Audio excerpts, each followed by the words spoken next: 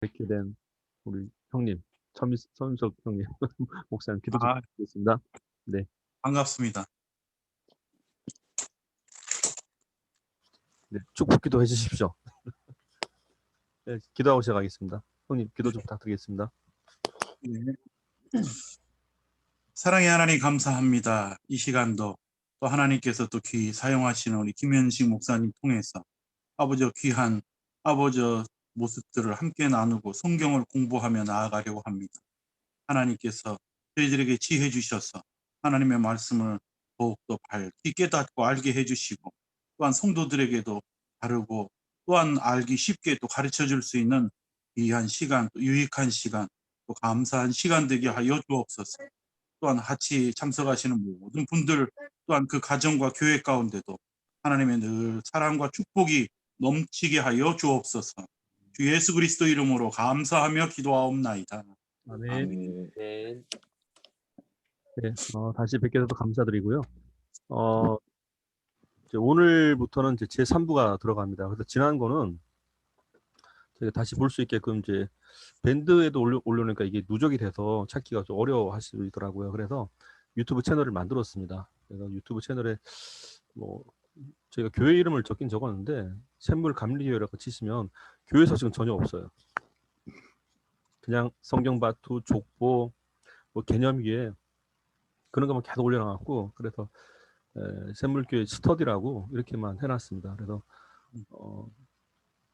요즘 막 유행하더라고요. 구독, 좋아요. 근데 그거는 자유입니다, 자유. 그래서 링크 걸어 놓으시면 그 제가 올려놓으면 이게 또 구독하신 분들한테는 신호가 가더라고요, 보니까. 그래서 보통 하루에 한 건 정도 이렇게 지금 올릴 예정을 하고 있습니다. 오늘 이제 하시는 것도 거기다 올려놓도록 하겠습니다.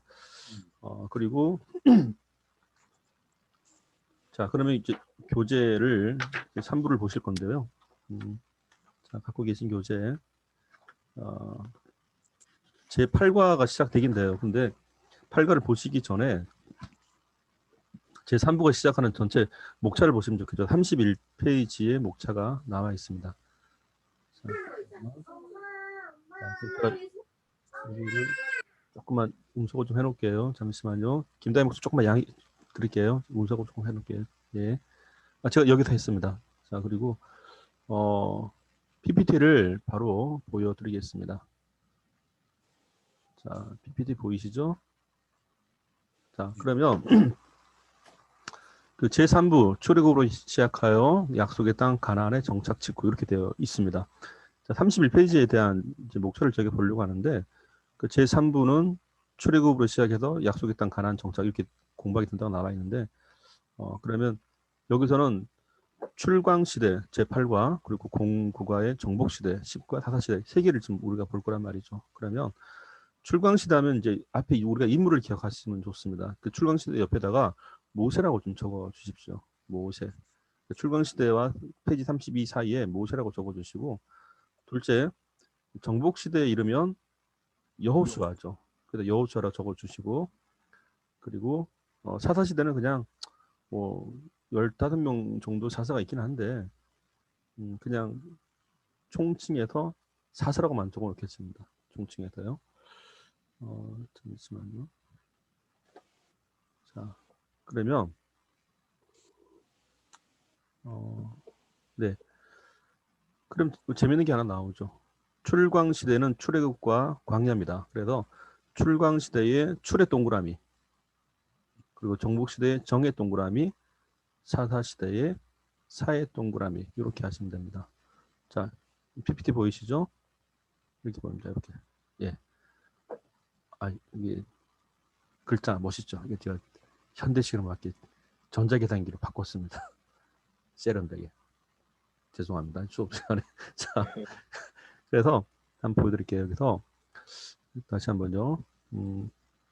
여기 출광시대 출의 동그라미, 정복시대 정의 동그라미, 사사시대 사의 동그라미. 자, 그러면 이렇게 한번 연결을 시켜보겠습니다. 자, 그러면 요 세 단어가 나오죠. 출정, 사란 말이 나옵니다. 우리가 좀 연관돼서 기억하기 쉽게 지난번에 초기 때 배우셨던 거, 총아지 노래, 장홍족 출정사 할 때 그 부분입니다.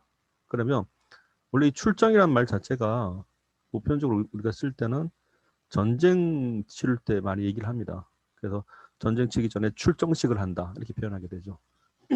그래서 이 얘기는 출정사, 전쟁 스토리가 포함되게 되어 있습니다. 출정, 전쟁에 대한 이야기 이렇게 되겠죠. 역사, 전쟁에 대한 역사인데 자 그러면 이 출정사라는 것이 지난번에 창홍족과 다른 부분이 뭔가 창홍족은 개인신앙, 가정신앙 얘기했었죠. 근데 출정사는 자 첫 번째 전쟁에 대한 얘기가 등장합니다. 전쟁. 자 둘째 개인신앙, 가정신앙과 달리 이때는 뭐죠? 아까 저기 보셨던 거 출강시대에 모세가 있었습니다. 정복시대에 여호수아가 있었죠. 그리고 사사시대에 그냥 사사 많으니까 그래도 어떻게 하죠? 모여사. 아하, 모여 사는 사람들 얘기구나. 집단적인 얘기란 뜻이에요. 이해하기 쉽죠? 자 그러면 창홍족은 개인신앙, 개인적인 얘기, 가정 얘기인데 여기 그렇지 않다는 얘기죠. 모여 사는 사람들 얘기인데 또 하나 모여 사는 사람들이 모세가 뭐죠? 지도자야 하필이면 또 여호수아도 지도자입니다. 사사들도 지도자예요. 그죠? 그래서 이런 것들을 가만히 보면 아하 이게 세 가지 텀이 나옵니다. 모여 사는 사람들이 전쟁 치르는데 지도자이기다. 이렇게 되는 겁니다. 그렇게 정리가 딱 되는 겁니다. 제3분 이렇게 정리하시면 돼요. 다시 한번 제가 순서를 좀 바꿀게요. 1. 모여 사는 사람들이 2. 전쟁 치르는데 3. 지도자이기다. 이렇게 하면 돼요. 그래서 이거 기억나시죠? 손을 딱 쥐셔갖고 해볼게요. 이렇게 자 보여드리겠습니다. 이렇게요. 모여 사는 사람들이 잠깐만요. 전쟁 치르는데 죄송해요. 제가 갑자기 헷갈렸습니다. 다시 할게요. 죄송합니다. 이렇게 손을 펴셔갖고 모여 사는 사람들이 전쟁 치르는데 지도자 얘기다. 그렇죠, 이거야. 죄송합니다. 제가 갑자기 이렇게 하니까 저도 헷갈립니다. 저자가 헷갈리면 안 돼, 이거는. 큰일 납니다. 다시 한번요. 모여 사는 사람들이 전쟁 치르는데 두 번 치시면 돼요. 지도자 얘기다. 예, 이렇게 하면 이 안에 다 들어간단 말이에요. 그죠? 자, 모여 사는 사람들이 전쟁 치르는데 지도자 얘기다. 끝나는 겁니다. 자, 이렇게 목차 정리가 되시죠? 항상 지난번에 말씀드릴 때 기억나셨으면 좋겠는데 공부하는 방법에는 이제 네 가지 기억나시죠?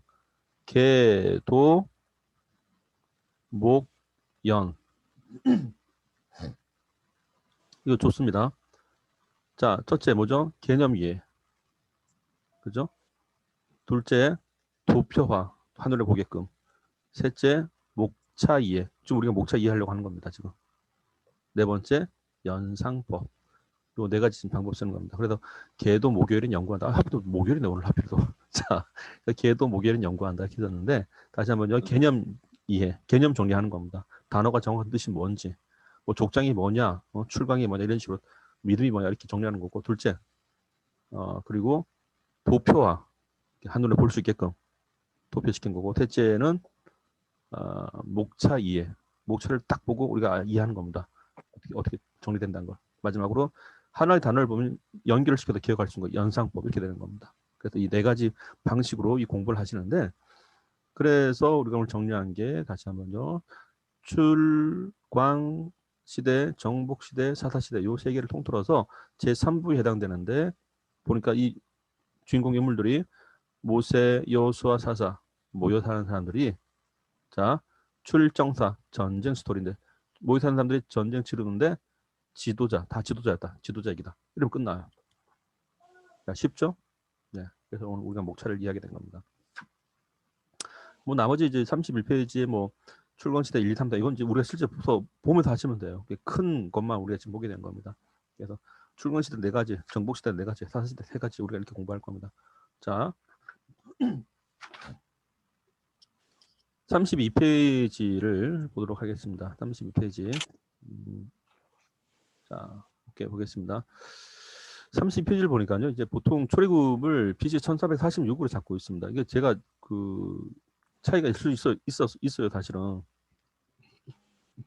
근데 저는 성경에 나타난 숫자만 갖고 계속 대입을 해서 맞춰본 거예요. 이거를 해보니까 뭐 40년 동안 광야에 됐다 그러니까 1442에서 1406까지 이렇게 등장을 하더라고요. 자, 그러면 이 출애굽 광야 약 40년의 기간 동안 사건을 우리가 보기로 할 건데 네 가지가 나오죠. 출애굽, 시내산, 불신앙, 2세대. 요 단어를 쭉 보기 시작하면요. 물론 이제 출애굽은 이제 우리가 다 기억하고 있습니다. 근데 시내산은 율법을 받았던 걸 말하겠죠, 당연히. 자, 그러면 이제 불신앙 무엇인가? 불신앙쯤 되면요, 하나님을 믿지 못한다, 의심한다 이렇게 표현하게 되는 겁니다. 그래서 이때 사건들이 좀 많이 등장합니다. 그리고 나서 대표적인 예가 그거예요. 이게 정탐국 갔다 와서 사람들이 뭐 믿네 안 믿네 그 사건을 말하게 되는 거고 2세대는 이제 출애굽 1세대가 다 죽어요. 죽고 나서 그 다음 세대가 이제 하나님의 인도를 받는데 이때는 이제 모세, 여호수아, 그러니까 모세도 죽고 근데 여호수아와 갈렙이 남게 되죠. 당연히 그래서 2세대들 광야에서 태어난 이 사람들을 데리고 가는데 재밌는 게 하나 있습니다. 우리가 보통 이제 신명기라는 말을 쓴단 말이에요. 신명기. 근데 이 신명기 안에 이 말이 들어가 있습니다. 이 신자가 새로운 신자가 아니에요.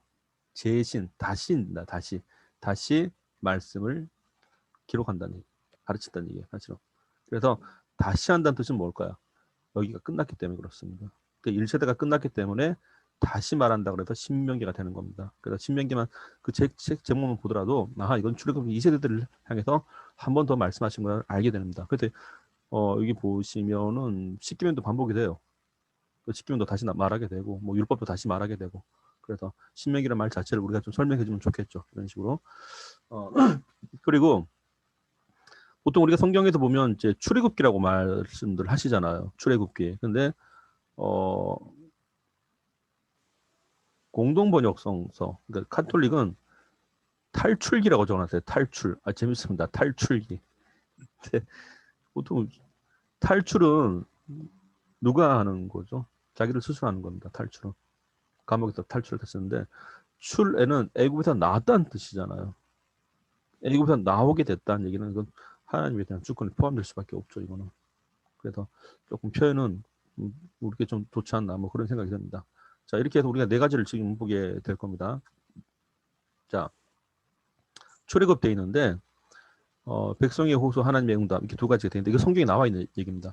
하나님께서 모세에게 말씀하세요. 내가 이 백성의 소리를 들었다, 호소를 들었다고 말씀하셔갖고 그때 우리가 하나 기억할 거 애굽의 기간을 보통 400년 잡으시죠.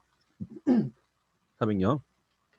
근데 정확히는 430년입니다. 왜 430년인가? 그러면 숫자가 잘못된 게 아니에요. 원래 이제 야곱과 그의 후손들이 애굽에 정착을 하죠. 그래서 약 30년 동안은 편하게 삽니다. 예. 근데 이때 왜 그런가? 요셉이 총리이기 때문에 그런 겁니다. 하나 힌트를 드리면 요셉이 총리 재임실 당시에 자기 아버지 야곱이 돌아가셔요. 그때 장례를 치르는데 성경이 너무 자세하게 나왔는데 이게 어느 정도인가니 나라장, 국장급이 돼버립니다. 온 나라가 막 다 난리가 났어요. 근데 참 신기한 거. 아버지 야곱이 이 정도면 당사자 요셉은 더 해야 되는 거 아니에요? 사실 요셉이 죽었을 때는. 그게 정상적이라고 사실은. 근데 분위기를 가만히 보면요. 야곱 때는 국장급인데 요셉에는 거의 동네장 정도로 끝나버립니다. 그게 성경에 나와 있는데 왜 그런 건가? 간단합니다. 이 당시 집권자가 그죠 바뀌었다는 뜻이에요. 그래서 실제 하나님의 그 말씀하신 대로 한 30년 정도는 이 사람들이 그냥 요셉의 생존 당시에 총리 재임 시절 당시로 누릴 수 있었던 사건이 되는 거고 실제 400년 동안은 이제 종살이 하듯이 그렇게 대우를 받게 되죠. 그런 대접을 받게 되는데 이렇게 해서 이제 400년의 기간이 끝나고 출애굽을 하게 됩니다. 그래서 400 뭐 어떤 분이 또 물으시길래 뭐 430년 물으실래? 30년은 우리가 그렇게 또 답변하시면 됩니다. 총리 제임스 시절이라고 보면. 자, 그러면 뭐 이제 그건 넘어가고 32페이지 보시면 이제 10가지 제한과 유월절이라는 테마가 있죠. 근데 제가 이걸 조금 민감하게 봐야 될 부분이 하나 있습니다. 대체적으로 제가 교재들을 살펴보니까 이렇게 되어 있어요. 이게 하나님께서 이제 애굽의 신들을 혼냈다. 애굽의 신들을 제압했다. 이렇게 관점을 풀어가시더라고 대부분. 그래서 이 10가지가 뭐 하수가 변화에 피가 되고 개구리, 티끌리, 파리떼 이거 다시 엄밀히 말하면 뭐 애굽의 우상들이었다. 이렇게 얘기를 하더라고요. 보니까. 그래서 애굽의 우상들을 제압하기 위한 뭐 하나님의 뭐 그렇게 표현을 하시는데 제가 그 찾아봤어요. 다 이 문제에 대해서. 물론 해당이 되는 게 있습니다. 그런데 해당이 안 되는 것도 있습니다. 사실은. 이것을 전체적으로 마치 하나님께서 이방 신들을 뭐 대항하다 때로는 이제 제압하다 이렇게 같은 격으로 좀 보려고 한단 말이에요. 암암리에 본인도 모르는 사이 실수하게 되는데 절대 그게 아닙니다. 왜냐하면 하나님께서 내리신 이 10가지 그 재앙에 대한 목표는요. 애국 사람들만을 위한 게 아니에요. 야곱의 후손들도 동일하게 위한 겁니다. 그래서 양쪽 다를 위한 거예요. 그래서 놀랍게도 10가지 공통점을 찾자면 한마디 딱 나와요. 이게 뭔가 아니 생명의 주관자가 하나입니다. 그 사실 하나요. 그러니까 애국 사람이 볼 때도 야 생명의 주관자는 하나님이구나. 이걸 알게 하시는 건데 그러니까 재앙이라는 것이 어느 특정한 단체만을 위한 게 아니라는 사실입니다. 그러니까 애굽의 종교성에다 포커스를 맞춰갖고 재앙을 해석하게 되면 하나님은 그냥 종교 싸움밖에 되지 않는단 말이에요. 자, 중요한 거 하나님은 창조주죠. 하나님은 섭리하시는 분입니다. 하나님은 심판하시는 분이세요. 근데 이것이 특정한 집단만 포함된 게 아니라 이 땅의 모든 인생들에게 동일하게 나타나야 될 부분이고 그게 그 시대만 나타날 게 아니라 지금도 나타나야 될 문제예요. 사실은. 그 시대를 초월하죠. 인종을 초월하죠.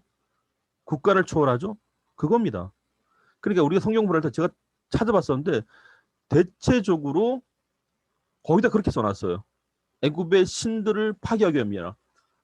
상당히 저는 아니라고 봐요. 그거는. 하나님이 고작 할 게 없어서 애굽 신들을 그건 아니죠. 그럼 만약에 그렇게 맞춰놨다 그러면 뭘까요? 야곱의 후손들은 아무 상관없어요. 그냥. 야곱 후손들 뒤에서 박수 치고 그냥 우리 하나님 싸움 잘했습니다. 그럼 하나님께서 우리 골목대장인가? 아니잖아요. 그 하나님의 이 재앙은 다시 말씀드리지만 애굽만을 위한 게 아니래요. 모든 이들을 위한 겁니다. 그 지금 우리가 바라보더라도 하나님은 생명의 주관자라는 걸 보게 하기 위해서 그렇다는 얘기죠. 그래서 이 성경 봤을 때 절대 이제 10가지 재앙에 대한 해석을 좀 바로 하셨으면 좋을 것 같아요. 그러니까 제가 이제까지 나온 교재들 쭉 살펴보니까 거의 이제 그쪽이 많이 해석을 기울어져 있더라고 보니까 애국 신들을 심판하기 위함이라. 아니에요. 지금 애국 신들 없잖아요. 지금. 그럼 지금 우리가 어떻게 이걸 써먹을 거냐 말이에요. 아니죠, 사실은. 그래서 하나님의 그 역사라는 게 한 시대에 국한된 게 아니라는 사실입니다. 전 시대, 온 시대. 근데 우리가 이걸 통해서 알 수 있는 그 여기를 꿰뚫고 가는 게 딱 하나가 보여요. 사실은 이게 뭔가 아니 생명의 역사는 하나님밖에 없다 그겁니다. 그래서 하수가 변화에 피가 됐다라고 얘기할 때 이 생명 줄기도 사실 하나님께서 만드신 거잖아요. 이 하수도. 그 개구리도 하나님께서 만드신 거고. 티끌이 이가 됐다? 다 같은 얘기들이에요. 사실. 근데 나중에 이게 나타나요. 애굽의 술객들이 바로를 중간에 말립니다. 그만하라고. 왜 그런 거 아니?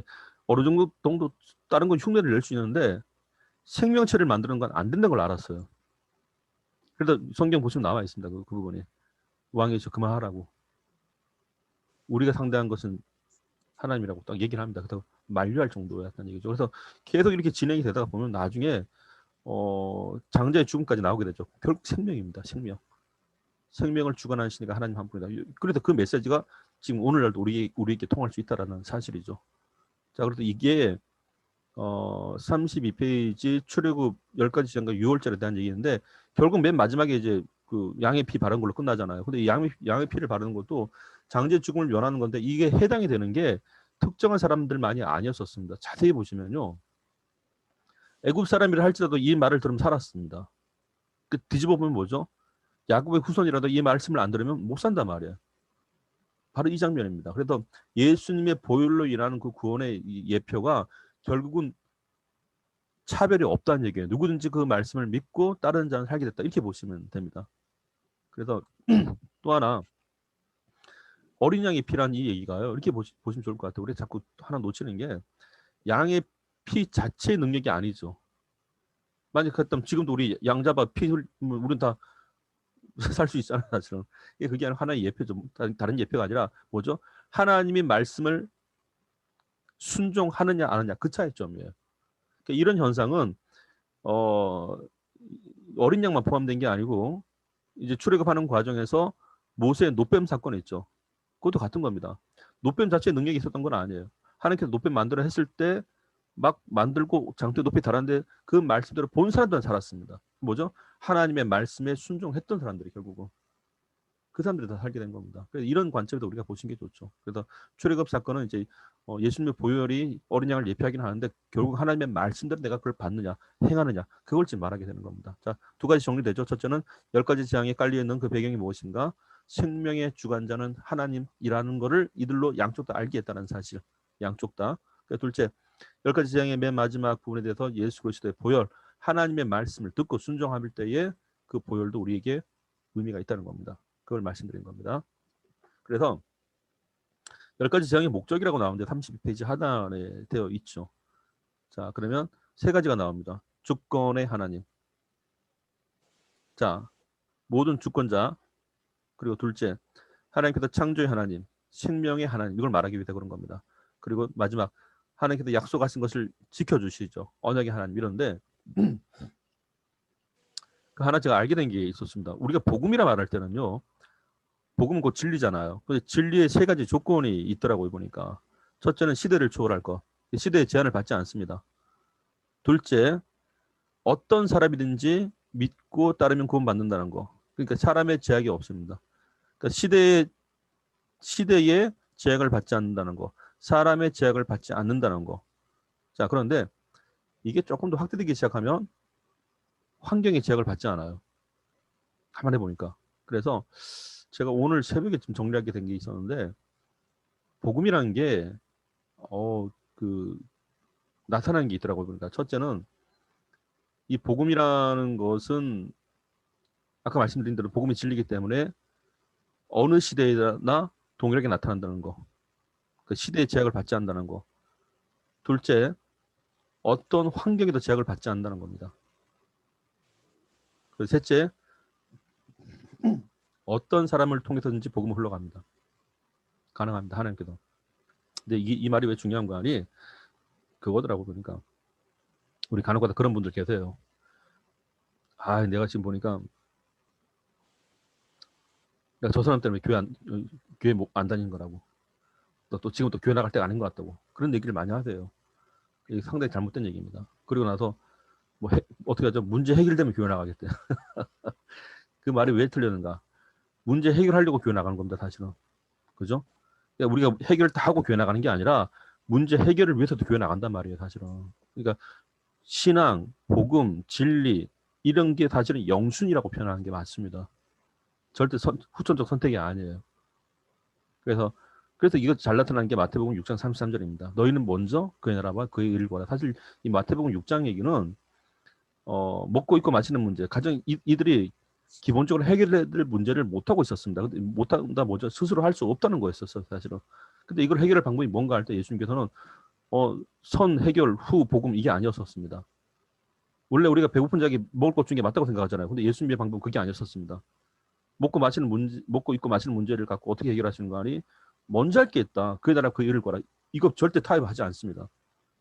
우리가 이 섭리를 따라가야죠. 그러니까 어떻게 보면 동문서답 같은데 동문서답이 아닙니다. 저는 궁금한 게 바로 이거예요. 우리가 이것을 일반 논법으로 보면 말이 안 된다고 보시는 거예요. 사실은. 목마른 자에게 마실 걸 줘야지. 당연하죠. 그런데 아닙니다. 예수님의 방식은 그게 아니에요. 이 마시는 걸 오게 하는 방법을 알려주시더라고요. 보니까. 그럼 우리가 볼 때는 말이 안 되잖아요. 어떻게 그거 먼저 고랍니까? 그럼 답은 간단해요. 답은 간단합니다. 내가 그거를 해봤냔 말이에요. 그러니까 하나님의 말씀대로 해봤냔 말이에요.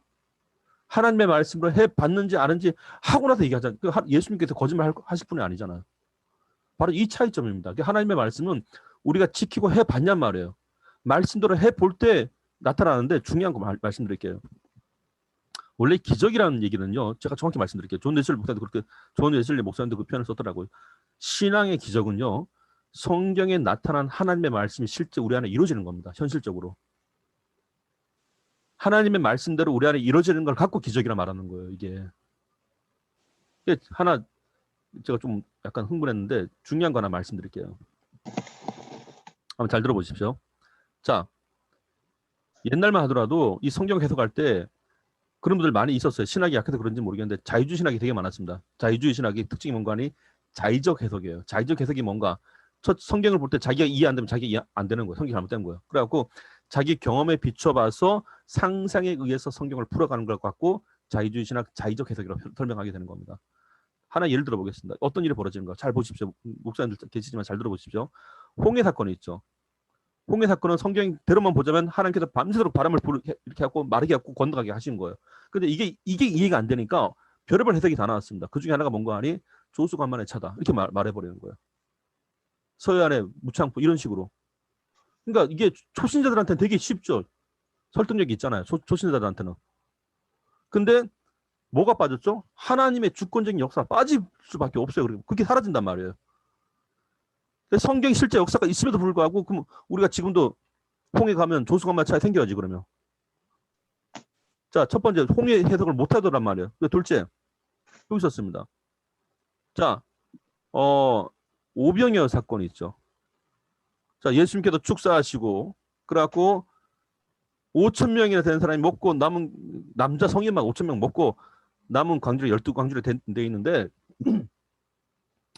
이게 어떻게 해석되는 거 아니? 이게 이해가 안 되는 거예요. 그러니까 제가 실제 들었던 얘기인데 어떻게 한 거 아니? 아, 그게 그렇게 될 리가 없다. 그래서 어떻게 된 건 한 아이가 물고기 2마리와 보리떡 5개를 엄마가 도시락을 싸줬는데 참 이게 양심상 자기 혼자 먹기 그렇고 딱 내놨는데 수많은 사람들이 어른들이 그 보고 나서 각자 양심이 찔려갖고 나도 도시락 꺼내올게 너도 도시락 꺼내놨냐 이렇게 돼갖고 막 분위기가 됐다. 이게 초신자들한테 엄청나게 빨리 이해되죠. 감동의 도가니죠. 그죠? 사람의 감동의 물결이잖아요. 근데 뭐가 빠져있죠? 예수님의 역사는 없습니다. 거기서. 이게 심각한 얘기예요. 사실은. 제가 실제 들었다니까요. 이게 자유주의 신학이에요. 사실. 지들 멋대로 성경 해석하는 겁니다. 다시 말씀드리겠습니다. 은혜. 하나님의 기적은 성경에 나타난 하나님이 실제 우리 가운데 역사해 주시는 거예요. 성경대로. 그래야지 신앙이 힘을 얻는 것 아니에요. 하나 더 말씀드릴까요? 물이 변화에 포도주가 된다. 그 사건 아시죠? 말 그대로 예수님께서 그렇게 하셨어요. 진짜. 그러니까 그분이 어떻게 했죠? 하나님의 아들인 겁니다. 그런데 이게 이해가 안 되니까 어떻게 해석을 하는 줄 아세요? 별 해석이 다 있습니다. 들어보니까 야, 그거 물은 우리의 몸이며 포도주는 말씀이며 뭐죠? 비유적으로 해석하기 시작하죠. 하필 항아리가 6개요. 이거는 유기를 뜻한다 그러더라고. 유기를 뜻한다. 완전 신천지 저리 가라요 지금.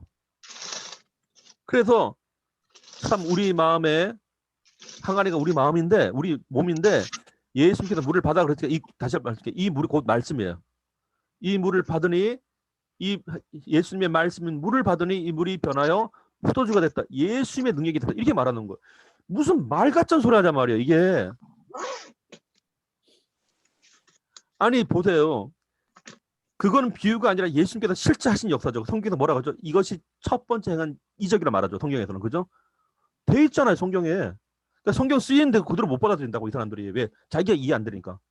근데 문제는 더 심각한 문제가 뭔가 하니 이 설교를 교인들이 듣죠.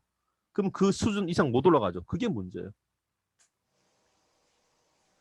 예수님이 그러잖아요. 아직 내 때가 아니라. 네? 그러니까 그 모친 마리아가 인지했습니다. 그게 뭐 뜻하는 거 아니? 예수님 하나님 되심에 대한 해석이었어요. 사실은.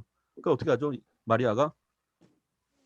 모친 마리아가 무슨 말씀을 하신지 그대로 하라고 그랬죠. 이거예요. 말씀으로 역사하신 하나님을 다시 한번 보게 됐다는 얘기입니다. 그러니까 무슨 말씀이 그대로 하라 그러니까 예수님께서 뭐라고 그랬죠? 하나님으로 인지하니까 그대로 말씀해 버리시죠. 물을 떠다가 갖다 주라고 했단 말이에요. 사람들이 맛보고 나니까 포도주가 돼버렸습니다. 포도주 맛이 아니라 포도주가 돼버렸다니까요. 그게 지금 성경이란 말이에요. 성경은 그래서 역사하신 하나님의 말씀이 있는 거예요. 성경 안에서. 그래야지 우리가 산다고요. 성경이 살아있는 하나님의 말씀으로 다가와야지 우리가 산다고요. 사실은. 그게 우리가 살고 성도들이 살아요. 교회가 살고. 다른 게 있는 게 아니란 말이에요. 이상하게. 지들이 성경 안 되면 말하지 말든가 차라리. 이 자유주의 신학이 그렇게 위험하다고 이게. 교회가 어떻게 되는 거 아니? 완전 인문학이 돼버려. 인문학. 인본주의가 돼버리고. 성경이 하나님의 말씀을 안 믿기는데 어떻게 신앙생활이 달라집니까? 안 달라지죠. 당연히. 그 문제예요. 그 문제. 그러니까 우리가 정말 목숨 걸고 해야 될 게 뭔가 아니? 성경이 살아계신 하나님의 말씀으로 지금도 역사한다는 걸 전해주는 거예요. 사실은. 그겁니다.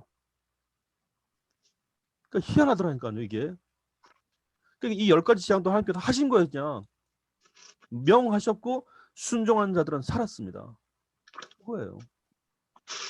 우리가 신앙생활 하면서 몇 가지 가져야 될 게 있습니다. 첫째는 뭔가 하니 성경관이에요. 성경관. 성경이 살아계신 하나님의 말씀으로 믿겨지는 거. 첫째.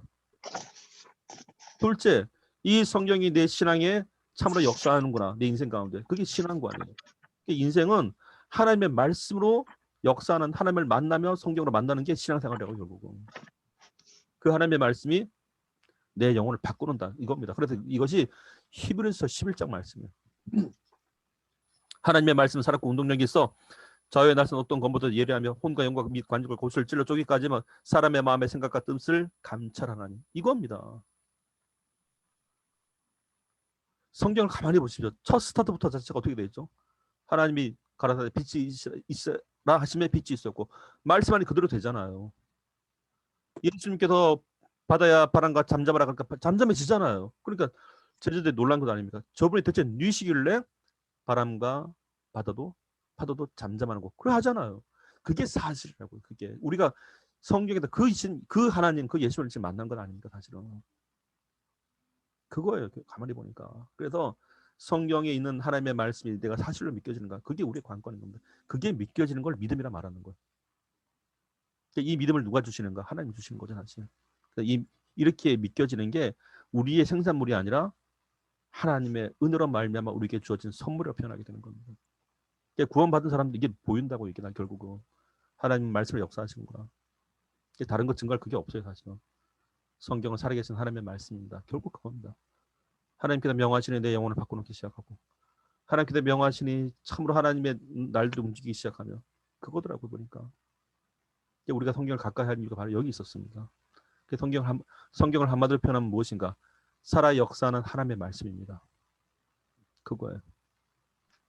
우리가 그 성경을 한마디로 정리할 때 그거 말해줄 필요 있습니다. 성경을 한마디로 표현한다면 살아 역사하시는 하나님의 말씀입니다. 그것은. 그겁니다. 그래서 말씀으로 제가 보여드릴게요. 히브리서 11장. 이게 히브리서 11장 자체가 원래 그렇게 시작이 돼요. 여기 보면 제가 읽어드리겠습니다. 믿음은 바라는 것들의 실상이요 보지 못하는 것들의 증거니 선진들이 이로써 증거를 얻었느니라. 믿음으로 모든 세계가 하나님의 말씀으로 지어진 줄을 우리가 아나니 보이는 것은 나타난 것으로 말미암아 된 것이 아니라 되어 있죠. 바로 이 장면입니다. 창조주 하나님이 믿겨지는 게 믿음이 생겼다는 증거예요. 사실은. 그래서 스타트 자체가 믿음이 딱 들어오고 나서는 창세기 말씀이 믿겨집니다. 이 비유적인 얘기가 아니라 하나님께서 명하심에 그 말씀으로 됐구나. 이게 믿겨진다고요.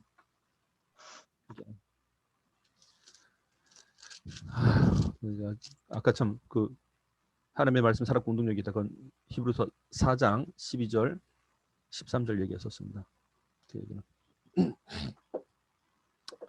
자, 뭐 더 있긴 한데 제가 넘어가겠습니다. 제가 좀 아까 흥분을 해갖고 오병이어가 또 어떻게 인간의 감동의 물결이에요. 말 같은 소리 하는 거지. 절대 그렇지 않습니다. 자, 넘어가겠습니다. 자, 둘째. 신의 산 나오죠. 신의 산 하면 딱 떠오르는 게 뭐가 있죠? 십계명이에요. 십계명.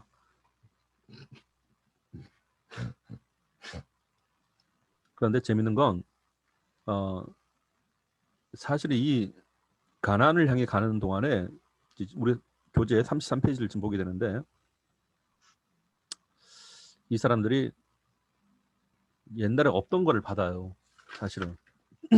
이게 뭔가 하니 적어도 네 가지는 봤습니다. 네 가지. 첫째, 하나님께서 이제 사실 출애굽에서 가나안 땅까지 거리를 재보면 빨리 가면 한 40일이면 가요. 근데 40년 동안 돌려버리죠. 광야에서. 그러니까 그냥 들어보내지 않고 뭔가 준비하고 돌아보낸단 말입니다. 그 당시에 없었던 것이 있었는데 네 가지를 주고 보내신단 말이죠. 첫째는 잠시만요. 네, 교수님. 교수님 제가 좀 8시에 전화 드려도 되겠습니다. 예배가 있어가지고. 8시? 네, 괜찮겠습니다. 네, 고맙습니다, 교수님. 네, 죄송합니다. 교수님 전화가 왔고. 자, 첫째는 이들에게 기록된 말씀이 없었죠.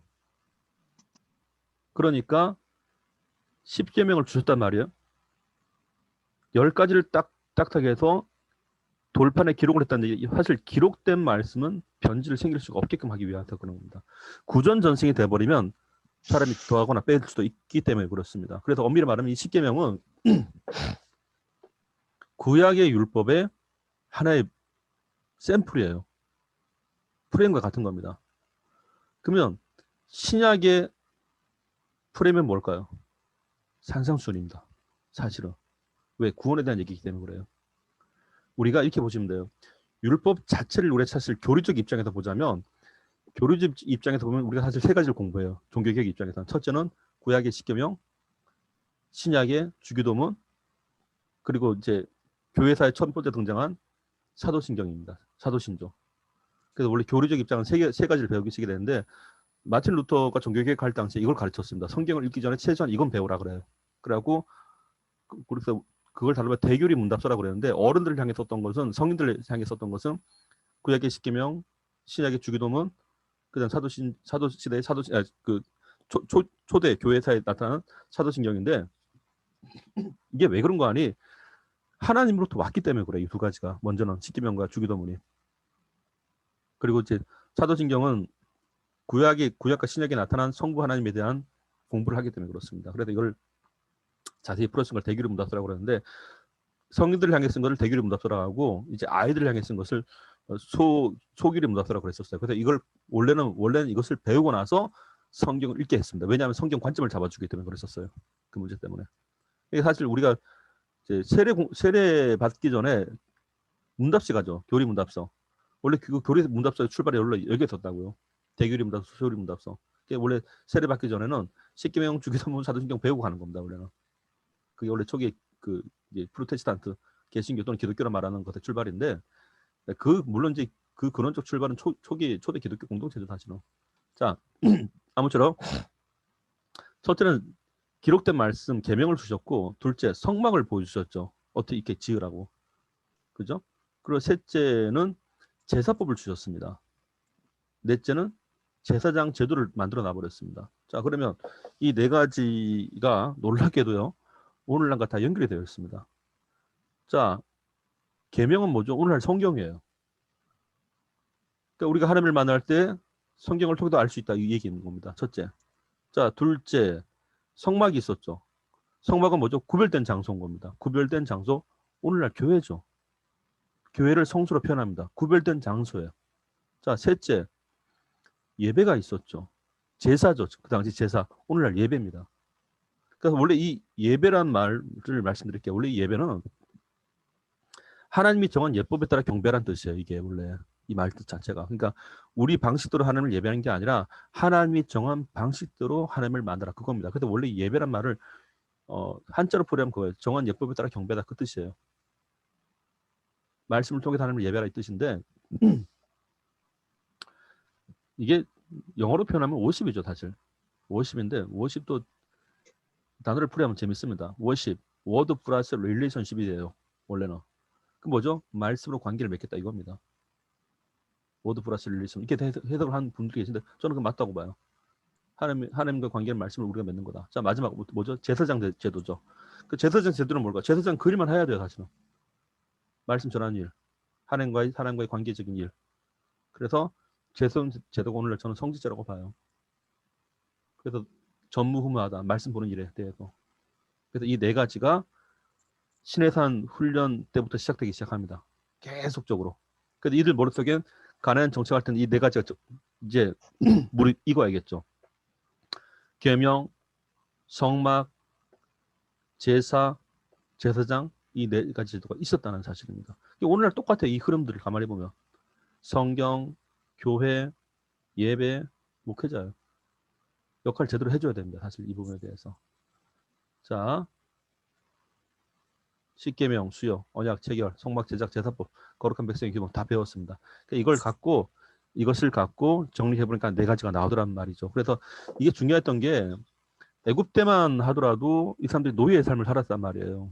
근데 그 가나안 땅 가서는 더 이상 노예로 살면 안 되죠. 그래서 주인 의식을 갖고 살란 얘기입니다. 주인된 삶. 그래서 이 주인된 삶을 살기 위해서 네 가지가 필요한데 놀랍게도 우리 신앙생활도 똑같습니다. 만약에 우리가요, 성경을 알고 교회관을 알고 그리고 예배를 알고 어떻게 보면 목회자의 관계가 좀 바로 맺혀져 있으면요, 그 사람의 신앙은 주권적인 신앙이 돼요. 잘 해나갑니다. 근데 놀랍게도 이 네 가지가 무너져 있잖아요. 예를 들어서 보세요. 성경을 안 봐요. 그리고 교회관이 엉망이에요. 그리고 예배도 자기 마음대로입니다. 목회자의 관계도 별로 안 좋아요. 자세히 보세요. 그 사람의 신앙생활은 노예와 같지. 기가 막힙니다. 그래서 하나님께서 가나안 땅에 정착하기 전에 이걸 가르치는 겁니다. 그래서 노예의 근성이 있는 것이 아니라 하나님을 예배함으로 주인된 자격으로 살라 그 뜻이에요. 보니까 그거더라고요. 보니까. 자, 넘어가겠습니다. 불신앙인데 이건 상당히 중요한 문제예요. 제가 이걸 이제 증언하다가 놀란 걸 하나 찾았습니다. 불신앙 간략하게 말씀드릴게요. 이거는 가나안 정탐꾼에 대한 얘기였었습니다. 12집합 가운데 한 명씩 다 착출하죠. 그래서 보냅니다. 그래서 보니까 10명의 보고와 2명의 보고가 달라요. 10명은 어떻게 하죠? 아, 이거 안 된다 이거예요. 우리 불안하다. 우리 다 죽는다. 그 2명은 된다 이렇게 말했죠. 중요한 거 말씀드릴게요. 이것을 갖고 어떻게 말하는 거 아니 해석할 때, 야, 10명은 뭐라 그러죠? 부정적인 말을 했다. 부정적인 말. 그리고 2명은 긍정적인 얘기다 그러더라고요. 그래서 이 성경 해석을 긍정과 부정 논리로 갔습니다. 한때 유행한 책들이 있었어요. 긍정의 힘이라고. 기억나십니까? 두 가지 책이 유행했는데 첫째는 긍정의 힘, 둘째는 목적이 이끄는 삶이었었습니다. 사실 그 책 저자들을 보면 그 당시 그 책 저자의 본거지는 유행을 안 했습니다. 그게 한국에서 그냥 불편하게 팔렸지. 그게 사람을 다루기는 되게 좋아요. 되게 편해요. 좋은 말만 해라. 그리고 나쁜 말 하지 마라. 목적 하나 세우고 열심히 달려라. 그게 다예요. 근데 자세히 보십시오. 목적이 이끄는 삶이 아니에요. 우리 신앙은. 우리의 목적이 우리를 이끄는 게 아니고요. 하나님의 사명이 우리를 이끄는 겁니다. 달리 표현하면 하나님의 말씀이 우리를 이끄는 거지 내가 해야 될 일을 하나님으로부터 발견했다는 겁니다. 그게 목적이 아니잖아요. 사명이 나를 이끈다고 표현하게 되는 겁니다. 둘째, 긍정과 부정의 논리는요. 우리가 사람 말하기 나름이죠. 잘 보세요. 사람 말하기 나름입니다. 근데 10명과 2명의 이 비교를 보면요. 긍정, 부정 논리가 아니에요. 10명을 자세히 분석해 보면요. 10명은 현실을 그대로 말했습니다. 그들의 말 틀린 게 하나도 없어요. 그게 뭐죠? 현실적인 보고예요, 사실은. 부정적인 얘기가 부정이 아니라 긍정 부정이 아니라 현실을 그냥 말한 거예요, 그냥. 그러면 여호수아 갈렙 이 사람들은 어떻게 얘기했을까? 긍정 부정 이들도 긍정 부정 논리가 아니고 어떻게 말하는 거 아니? 그것이 사실이라 하더라도 우리가 여기까지 오고 저기까지 가는 건 두 가지 말합니다. 이것은 하나님의 명령이다. 그리고 하나님이 우리한테 준다고 약속했다. 두 가지 논리예요. 명령과 약속입니다. 이거는. 그러니까 우리 신앙이 긍정 부정은 어차피 사람이 만들어내는 거예요. 그런데 하나님의 명령과 약속은 우리 현실과 상관없다고요. 사실은. 현실이 좋든 나쁘든 간에 하나님의 명령했으면 가는 겁니다. 왜? 약속하셨기 때문에. 그래서 신앙생활은 말씀으로 하시다 보면 말씀에 순종해서 가다 보면 하나님의 약속을 소망하며 가게 돼 있어요. 근데 만약에 약속이 없다. 그럼 뭐가 될 거예요? 명령만 받았다. 그럼 이 사람은 맹종이 되는 겁니다. 맹종. 맹신이 돼요. 절대 그렇지 않습니다. 하나님께서 우리에게 믿음의 길을 가게 할 때는 반드시 소망을 준단 말입니다. 그래서 그걸 다른 말로 약속이라 말하는데 이 얘기가 히브리서 6장에 있어요. 이 얘기가. 읽어드릴게요. 히브리서 6장 11절과 12절인데 우리가 간절히 원하는 것은 너희 각 사람이 동일한 부지런을 나타내어 끝까지 소망의 풍성함에 이르러 게으르지 아니하고 믿음과 오래 참음으로 말미암아 약속들을 기업으로 받는 자들을 본받는 자 되게 하려는 것이니라. 아멘. 이게 놀라운 얘기예요, 사실은. 사실 자세히 보면요, 하나님의 말씀 두 가지 논리가 나와 있습니다. 하나님의 명령과 약속이에요. 마태복음 6장 33절도 그렇게 되어 있습니다. 너희는 먼저 그의 나라와 그의 의를 구하라. 명령이죠. 그렇게 한다면, 그리하면 이 모든 것을 너에게 도와주시겠다. 약속이죠. 그러니까 하나님의 명령을 우리가 받았을 때 함께 약속하신 게 있단 말이에요, 분명하게. 그래서 말씀으로 신앙생활 할 때는 소망을 갖고 가게 돼 있습니다. 그거예요. 근데 우리의 신앙관이 바뀌어야 된다고, 사실은. 옛날에 엄청나게 유행했어요. 긍정 부정 논리로. 긍정의 힘, 말 잘하자, 뭐 칭찬은 고래도 춤추겠다. 고래 춤추면 뭐 할 건데? 아니라니까요. 그게 우리의 말에 의해서 상대가 기분 좋은 게 아니에요, 사실은. 하나님의 말씀을 대언할 때에, 전달할 때에 살아계신 하나님의 말씀이 그 사람을 움직이게 하는 게 그게 우리의 역할이란 말이에요. 그래, 우리 다른 말로 표현하면 우리를 갖고 보통 우리 사도로 표현합니다. 그죠? 사도는 사신사자의 종도자예요. 원래 이 사신은 하나님의 말씀하신 것만 말하는 겁니다. 그래서 로마서 1장 1절 말씀, 예수 그리스도의 종 바울은 사도로 부르심을 받아 하나님의 복음을 위하여 택정을 입었다라고 되어 있는데 사도 바울도 그 자신을 그렇게 고백했다고요. 사도로 말했습니다. 자기 자신. 그래도 우리가 사도신경을 고백할 때도 바로 이런 입장인 거예요. 하나님께서 말씀하신 것만 내가 말하겠다, 그겁니다. 그게 뭘 뜻하는 걸까요? 내 말에 의해서 상대가 움직인 것이 아니라 내가 전하는 하나님의 말씀, 하나님의 말씀이 그를 움직인다, 이겁니다. 그거예요. 그래서 이 정탐꾼에 대한 이 보고는요, 긍정부정 논리가 아니라 하나님의 명령과 약속이라는 거 반드시 중요한 얘기입니다. 이게 존 웨슬리 신학에도 나와 있더라고요. 보니까 논문 쓰다 보니까 나와 있더라고요. 명령과 약속 구조였었습니다. 명령과 약속. 정말 우리 전해야 됩니다. 자, 마지막 33페이지 4번 40년의 재훈련되어 있는데, 자, PPT 보겠습니다. 나오죠? 아까 참 12명의 정탐꾼, 긍정과 부정이 아닌 하나님의 명령과 약속입니다. 상당히 중요합니다. 이거는. 성경을 통틀어서 이 구절은 반드시 나오게 되어 있습니다. 뭘까요? 명령은 우리의 선택이 아니에요. 반드시 따라야 될 겁니다. 그리고 소망을 갖고 가는 건 약속입니다. 자, 넘어가겠습니다. 자, 2세대라는 말이 나오는데 아까 말씀드린 데 그거예요. 신명기, 재차 하나님의 말씀을 기록한다, 그 뜻입니다. 그럼 재차 말한다는 게 뭘까? 1세대가 끝났다는 뜻이에요. 광야에서 다 죽었죠. 그 1세대 마감 2세대 시작이 됐다라는 거. 2세대를 위한 말씀과 훈련. 뭘까요? 다시 한번 말하겠다는 거예요. 그러니까 왜 필요한 건가? 사실 1세대는 그 출애굽하면서 홍해도 다 겪었는데 2세대들에도 이 사건은 필요했던 겁니다. 이 스토리가. 그리고 이게 2세대한테 적용된다는 얘기는 뭘까요? 우리한테도 동일하다는 뜻이야, 사실. 엄밀히 말하자면. 그거죠. 자, 다시 율법이 기록되는 신명기, 이 뜻이에요. 그죠? 아시겠죠? 신명기, 재차 율법이 기록된다. 그게 신명기 뜻입니다. 자, 오늘 여기까지 하셨는데 오늘 제가 좀 흥분을 했습니다. 자, 혹시 궁금하신 거? 마이크 켜셔도 돼요, 이제. 음소거 해, 이제. 마이크 다 켜셨나요? 예. 네, 좋습니다. 자, 이제 그럼 제가 질문 없으시면 광고 하나 하고 마치겠습니다, 오늘. 저희가 지금 제가 월요일은 이제 이선희 교수님하고 그 구원론 특강을 지금 이제 교수님 한 걸 제가 좀 서포트하고 있는데 그게 4월 5일에 끝납니다. 4월 5일에 끝나면서 사실 이걸 주관하는 내가 남부연의 2단 대책위원회예요. 그 남부연의 2단 대책위원회는 제가 지금 맡고 있습니다. 근데 이제 사실 2단 사역의 맨 마지막이 구원론이기 때문에 제가 구원론을 잡은 겁니다. 이번에 교수님하고 말씀드려갖고. 그런데 지금 저희 교회만 하더라도 이단들한테 엄청나게 좀 뭐 연락이 와요. 이렇게 편지도 날라오고 찾아오기도 하고 성도님들도 잘 아는 이 교회를 이단들이 자주 방문을 하고 있는데 그래서 제가 드는 생각이 온라인 포교도 하고 있고 서신 포교도 하고 있습니다. 서신 포교. 그래서 이걸 해결할 수 있는 방법이 있어요, 사실은. 제가 지난번에 2019년도에 이단 대응 가이드북이라는 책을 썼습니다. 그래서 그걸 좀 사보신 분도 계시고 많이 있는데 사실 거의 다 활용을 안 하시는 것 같아요. 그렇죠? 꽂아놓고. 그래서 내 생각에 제가 하루 잡아갖고 한 2시간 정도면 돼요. 이 책을 어떻게 활용하는지.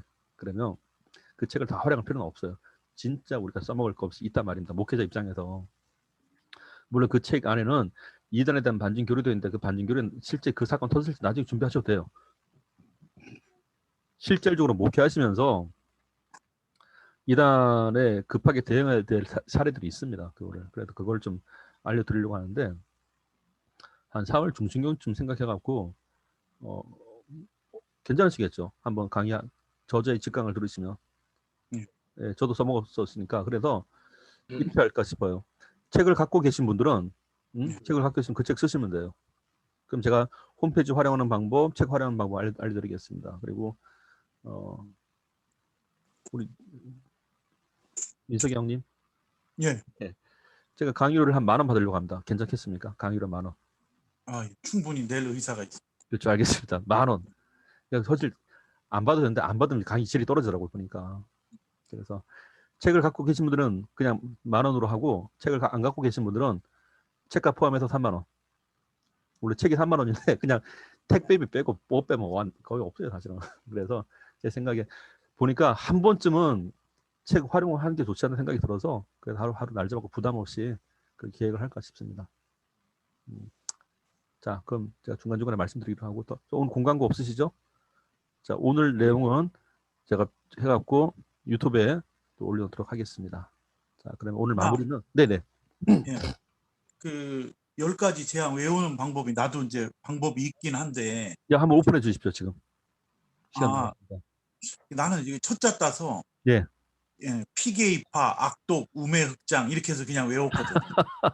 네. 늘 이렇게 하다 보니까 네. 잊혀지지 않고 외워지긴 하는데 다시 한번 말씀해 주십시오. 외우는 방법이 이게 또 따로 있는지. 아, 외우는 방법이요? 현재 제가 방법을 만들지 않았습니다. 저도 한번 연구해 보겠습니다. 아, 쉬운 나도 방법으로. 여러 가지 생각은 해봤는데 따로 특별히 방법이 생각이 안 나서 그냥 그럴 그렇게 겁니다. 옛날에 저희가 그 제가 써먹었던 방법 중에 하나가 지금 저도 이렇게 계속 연상법을 만들고 있는데 우리가 많이 그 순서를 정하는 것 가운데 그것도 포함되어 있죠. 요한계시록에 나타난 7개 교회. 그렇죠. 그것도 많이 외우는 방법들이 다 많더라고요, 보니까. 그래서 저는 그걸 외우는 방법을 이렇게 했습니다. 애써 벌어도 사는구나 빌라를. 그러니까 애써 벌어도 사는구나 빌라를. 애써 버두 사빌라. 그래서 애써 에베소 서 서머나 버가모 두아지라 사대 뭐 빌라델비아 라우디게아 이렇게 했고 외우지더라고요. 그러니까 애써 벌 이게 현실적인 모습입니다. 애써 벌어도 사는구나 빌라를. 자, 제가 이 10가지 재앙 한번 저도 연구 한번 해보겠습니다. 한 번 더 말씀해 주시죠. 아, 나는 이게 이제 악독을 중간에 네, 피가 있고 네. 이게 피계입파, 악독 띄우고 우매흑장 아, 이렇게 피게이파, 악독, 우매흑장 이렇게 외웠거든. 흑장. 네. 첫자 따서 아, 이거죠. 피게이파, 악독, 악독, 우매흑장. 우매흑장. 네, 알겠습니다.